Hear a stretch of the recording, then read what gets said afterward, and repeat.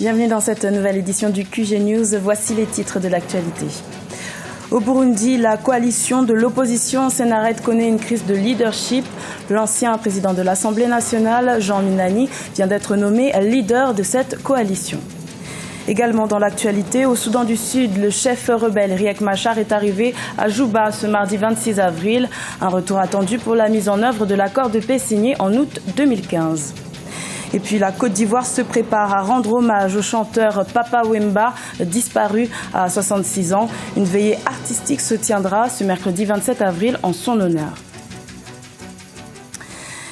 Il y a presque un an, au Burundi, l'opposition créait le Senared pour empêcher le président Pierre Nkurunziza de briguer un troisième mandat. Mais moins d'un an après sa création, cette structure connaît une crise de leadership. Jean Minani est désormais le nouveau leader de cette coalition. Zahra Mohamed Moutiou.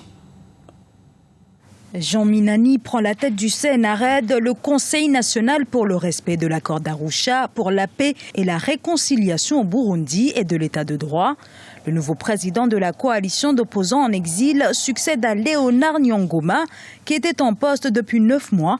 Une nomination qui intervient à l'approche du 2 mai 2016, date de la reprise du dialogue inter-burundais, au point mort depuis décembre 2015. Parce qu'aujourd'hui, nous voulons mettre en place une équipe de combat. Donc aujourd'hui, Minani soit probablement plus habile ou rompu aux négociations, c'est effectivement un avantage que nous tirons de cette nouvelle personnalité. Minani a été sur tous les fronts de négociation de l'accord d'Arusha. Il a même vécu pas mal de temps en Tanzanie, 5 ans ou 6 ans au mois de l'exil. C'est-à-dire qu'il connaît le partenaire de la Tanzanie mieux que quiconque au niveau du Senared. Et là, nous estimons que c'est quand même un atout et un avantage extrêmement important. Le nouveau président du Senared n'est pas un inconnu sur la scène politique burundaise. Jean Minani a présidé l'Assemblée nationale de 2002 à 2005.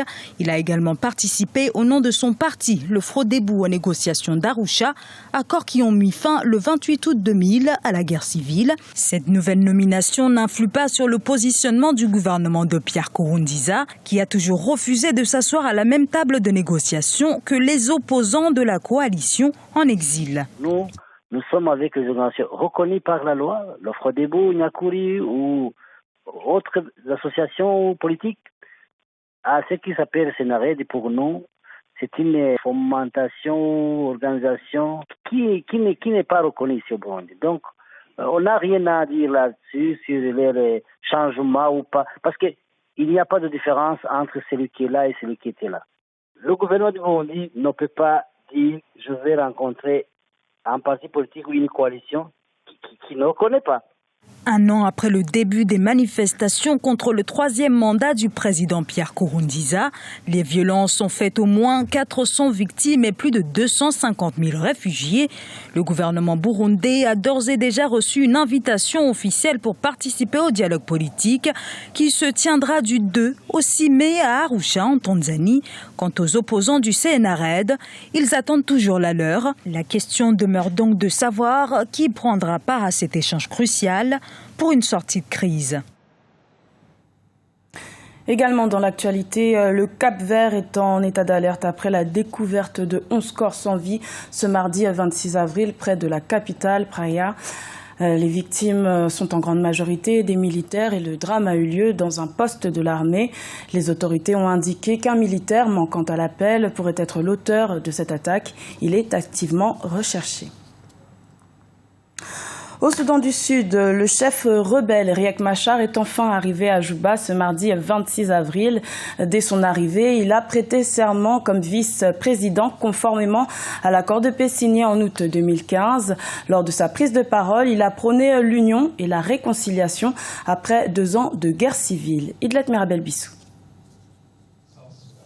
Arrivé ce mardi 26 avril 2016 au Soudan du Sud, le chef rebelle Riek Machar a aussitôt prêté serment comme vice-président.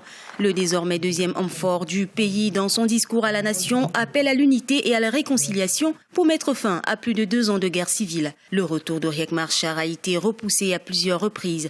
La rébellion et le gouvernement ne parvenaient pas à s'accorder sur la quantité d'armes que la garde rapprochée du chef rebelle. pouvait emporter avec elle dans la capitale.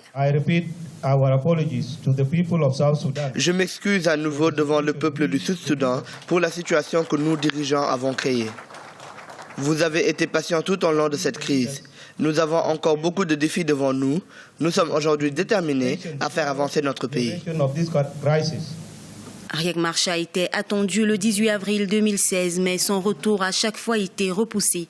La rébellion et le gouvernement ne parvenaient pas à s'accorder sur certains détails. Le nouveau vice-président sud-soudanais doit maintenant former un gouvernement d'union nationale avec le président Salva Kiir. Un important défi, notamment sur la question de la répartition des fauteuils ministériels. J'espère que la situation sécuritaire va très vite se stabiliser. J'espère que nous arriverons à maîtriser les problèmes afin de stabiliser l'économie. Et j'espère que nous partageons la même vision en termes de stabilisation de l'économie. Riek Machar avait déjà occupé le poste de vice-président entre juillet 2011 et juillet 2013 quand il avait été démis de ses fonctions par le président Salva Kiir. Il n'avait plus remis les pieds dans la capitale depuis le début du conflit en décembre 2013. Le conflit a fait des dizaines de milliers de morts et plus de 2,3 millions de déplacés. Relancer l'industrie du papier en Égypte d'une manière écologique, c'est l'idée d'un petit atelier dynamique au Caire. Cette petite organisation créée en 2005 transforme les déchets agricoles en papier et en plus d'être soucieuse de l'environnement, elle contribue aussi à l'insertion des personnes handicapées dans le monde du travail. Oumou Kalsoumba. Lancée en 2005, l'ONG El Nafza, qui veut dire en langue arabe pour l'art contemporain et le développement et l'innovation, transforme les résidus de paille en papier de haute qualité. Située au Caire, la capitale égyptienne, la structure a pour objectif de lutter contre la pollution. Elle a aussi pour mission de contribuer à l'insertion des personnes handicapées. El Nafza recrute en effet des sourds-muets. Nous travaillons avec de la paille. Une fois sèche, nous la transformons en papier A3 et A4. Nous avons pour mission de lutter contre la pollution. Parallèlement, nous créons de l'emploi en donnant de la chance aux sourds-muets. El Nafza a réussi à exporter ses produits en Allemagne et un peu partout en Europe au cours des 6 dernières années. Son plus grand défi consiste à gagner le marché africain. El Nafza a pu conquérir le marché international. Nous exportons nos produits un peu partout en Europe. J'avoue que notre défi reste de nous implanter en Afrique et avoir des succursales partout. L'ONG El Nafza organise régulièrement des ateliers pour les jeunes sourds-muets, notamment les filles. Les experts suggèrent une meilleure prise en charge de ces personnes. Ils demandent aux autorités de mettre sur pied des centres de formation et d'encadrement pour faciliter leur insertion sociale et professionnelle. La disparition du chanteur congolais Papa Wemba a surpris le monde de la musique. Le roi de la rumba congolaise s'est éteint à l'âge de 66 ans en exerçant le métier qui a fait sa notoriété. Une veillée artistique se prépare en son honneur en Côte d'Ivoire. Corinne Camdem et Olivia Yere-Dobré. L'Afrique rend hommage au roi de la rumba congolaise. Un grand hommage musical à Papa Wemba se tiendra à Abidjan dans la nuit du mercredi 27 avril 2016. La veillée artistique débutera à 21h et se tiendra jusqu'à l'aube dans la capitale économique ivoirienne. Papa Wemba, pour moi, était un grand frère, était un homme que j'ai tant aimé et que j'aimerais jusqu'à la fin de ma vie. Nous nous étions rencontrés la première fois en 1987 et je n'avais jamais cessé de le suivre, d'être à ses côtés, d'être présent à chaque instant heureux ou malheureux de sa vie. Et cette disparition aussi soudaine que violente change ma vie.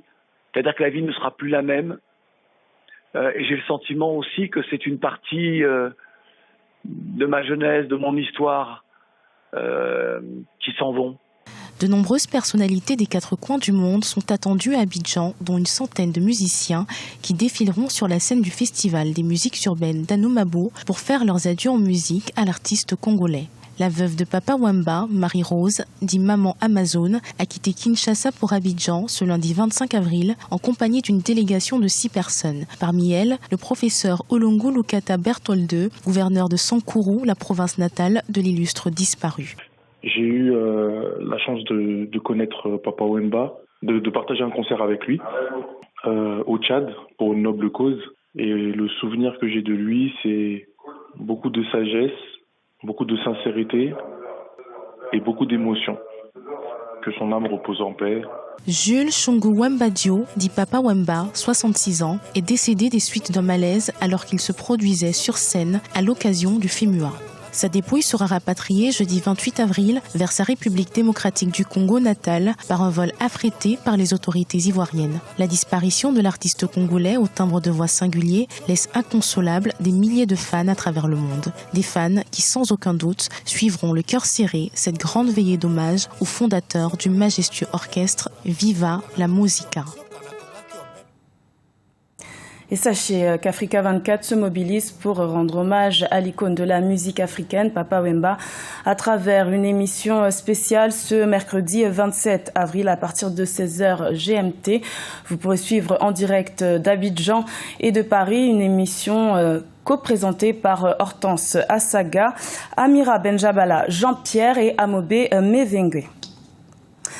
C'était le journal de la rédaction. Merci de l'avoir suivi. L'information continue sur Africa 24.